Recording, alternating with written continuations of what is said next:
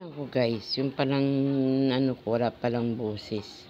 Ngayon pala magka-boses nito. O magkape tayo, mag-almusal tayo. Almusal tayo mga ka-guys. Kaya lang tapos na. Ito na, 20 tinapay. Yung ano, disco. Kung kailan natapos na ako kumain. Walang boses kasi kanina. Ewan, nangyari dun. Na-mute ba? Ayan, kape. Kape tayo. Kasi, pagting umaga, kailangan ko din kumain kasi mag-inom din ako ng maintenance ko. Yung problema nga, wala na ako maintenance ko. Kung ilang peraso na lang to. Di pa ako nagpapabili. Ayan, oh. Dalawa na lang.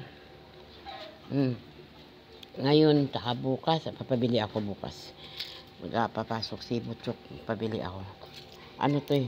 Rosaltan. Ito medyo na maganda sa akin ngayon. Kasi nakaraan yung maliit kong Rosaltan. Hindi ako lagi masakit. Di naman ako humihingi sa ano, sa center. Bumibili ako. Hindi naman ako humihingi sa center kasi hanapan pa nila ako ng ano, ng resita eh, samantala na kumuha na ako nun. Ay di bumili na lang ako eh, ito na may sinabi sa akin ng doktor ko.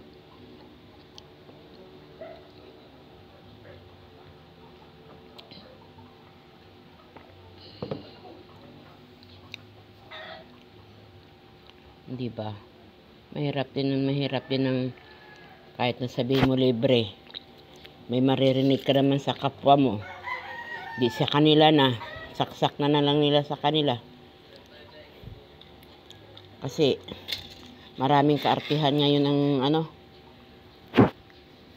Di sila pagka na-expired na yan, ang gagawin nila niyan, tatapon na nila. Ganun yun.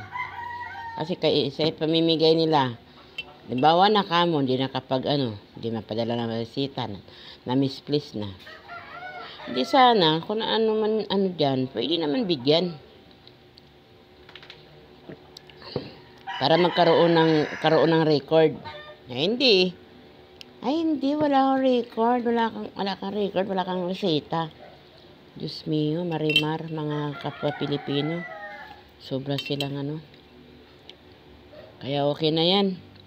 Wala kang ano na tao. Kahit kapwa mo pa. Tama na yan. Ito na yan. Kaya ano pala, naghihingi ako sa kanya eh. Hindi naman nagbigay. Okay lang yan. Bili na lang ako.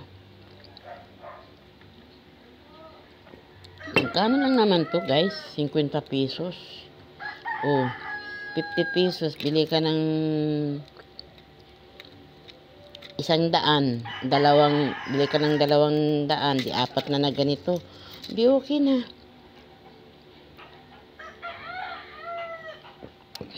Kaya magpabili nga ako bukas ng 3. Kasi baka magalit yung anak ko. Hindi ako bumili ng gamot ko. Okay guys, hanggang dito na lang tayo.